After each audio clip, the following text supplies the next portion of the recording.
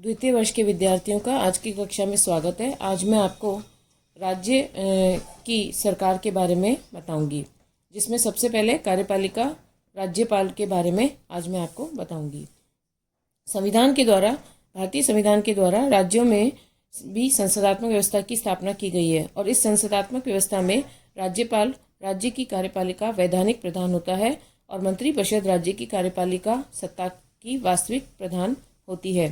राज्यपाल की नियुक्ति संघ की कार्यपालिका के प्रधान राष्ट्रपति द्वारा की जाती है और वह राष्ट्रपति के प्रसाद पर्यंत अपना पद धारण करता है। राज्यपाल की नियुक्ति 5 वर्ष के लिए की जाएगी, लेकिन वह अपने उत्तराधिकारी के पद ग्रहण करने तक अपने पद पर बना रहता है। राज्यपाल नियुक्त होने के लिए योग्यताएं। संविधान के अनुच्छेद 157 के अनुसार कोई व्यक्ति राज्यपाल नियुक्त होने का पात्र तभी नहीं होगा यदि वह भारत का नागरिक न हो और 35 वर्ष की आयु पूरी न कर चुका हो। अनुच्छेद 158 में राज्य के राज्यपाल पद के लिए कुछ शर्तों का उल्लेख है, जो इस प्रकार हैं। राज्यपाल संसद अथवा किसी राज्य के विधानमंडल के किसी सदन का सदस्य नहीं हो सकता।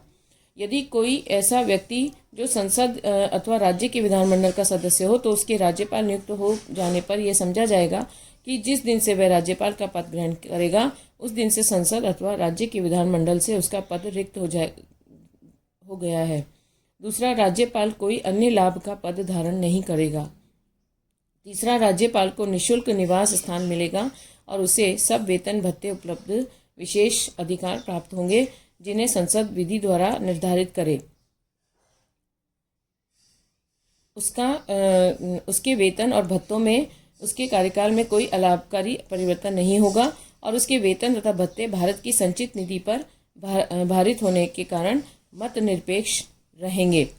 इस प्रकार पद ग्रहण करने से पूर्व राज्यपाल को उस राज्य के उच्च न्यायालय के मुख्य न्यायाधीश के सामने शपथ लेनी होगी, जिसमें वह यह प्रतिज्ञा करता है कि राज्यपाल पद का कार्यपालन श्रद्धापूर्वक करेगा और अपनी पूरी योग्यता से संविधान और विधि का परीक्षण, संरक्षण और प्रतिरक्षण करेगा। संविधान के अनुसार एक ही व्यक्ति को 2 या 2 से अधिक राज्यों का राज्यपाल भी नियुक्त किया जा सकता है। राज्यपाल की शक्तियाँ। संविधान के द्वारा राज्यपाल को पर्याप्त व्यापक शक्तियाँ प्रदान की गई हैं। राज्यों में राज्यपाल की वही स्थिति है जो राष्ट्रपति की केंद्र में, अतः दोनों की शक्तियों में कुछ क्षेत्रों को छोड़कर बहुत समानता है। इन राज्यपाल शक्तियों का अध्ययन हम इन बिंदुओं के रूप में कर सकते हैं। पहला, कार्यपालिका शक्तियाँ।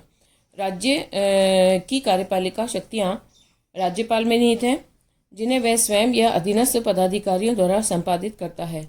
मुख्यमंत्री की नियुक्ति करता है, उसके परामर्श पर अन्य मंत्रियों की।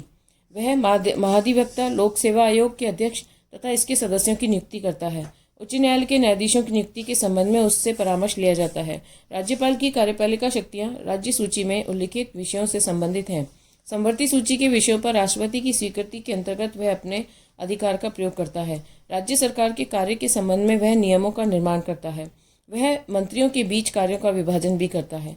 उसे मुख्यमंत्री से किसी भी प्रकार की सूचना प्राप्त करने का अधिकार है।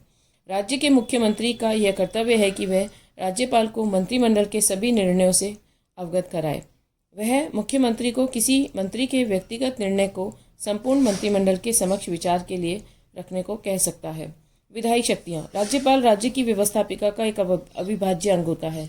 वह व्यवस्थापिका के अधिवेशन बुलाता है और स्थगित करता है और व्यवस्थापिका के निम्न सदन को विघटित भी कर सकता है। आम चुनाव के बाद विधानमंडल की पहली बैठक में वह एक या दोनों सदनों को किसी विधेयक के संबंध में संदेश भेज सकता है। राज्य विधानमंडल द्वारा पारित विधेयक पर उसकी स्वीकृति आवश्यक है। वह विधेयक को अस्वीकृत कर सकता है या उसे पुनर्विचार के लिए विधानमंडल को लौटा सकता है। अगर विधानमंडल दूसरी बार विधेयक पारित कर देता है तो राज्यपाल को स्वीकृति देनी आवश्यक है। वह कुछ विधेयकों को राष्ट्रपति की स्वीकृति के लिए भी सुरक्षित रख सकता है। उदाहरण के लिए, वह विधेयक जो संपत्ति के अनिवार्य रूप से हस्तगत करने या उच्च न्यायालय की शक्ति में कमी से संबंधित हों, राष्ट्रपति की स्वीकृति के लिए संरक्षित किए जाते हैं। आवश्यकता पड़ने पर विधानमंडल की बैठक के बीच की अवधि में अध्यादेश जारी कर सकता है। इन अध्यादेशों का वही बल और प्रभाव होता है जो राज्य के विधानमंडल द्वारा पारित अधिनियमों का होता है। यह अध्यादेश विधानमंडल की बैठक प्रारंभ होने के 6 सप्ताह तक क्रियाशील रहता है। 6 सप्ताह के पहले ही विधानमंडल उस अध्यादेश को अस्वीकृत करने का प्रस्ताव पास कर दे तो ऐसी स्थिति में अध्यादेश को रद्द या समाप्त समझा जाएगा। राज्यपाल की अध्यादेश जारी करने की शक्ति पर कुछ प्रतिबंध है। राष्ट्रपति की पूर्व स्वीकृति के बिना कोई ऐसा अध्यादेश जारी नहीं कर सकता है। जिस प्रकार का विधेयक विधानसभा में पेश करने के लिए राष्ट्रपति की पूर्व स्वीकृति की आवश्यकता होती है, उस प्रकार विधेयक और राज्यपाल राष्ट्रपति द्वारा विचार होना आवश्यक समझा या विधानमंडल का उसी प्रकार का कानून राष्ट्रपति द्वारा विचार करने के लिए रोका जाता है और राष्ट्रपति की स्वीकृति न मिलने पर वह अमान्य समझा जाता है।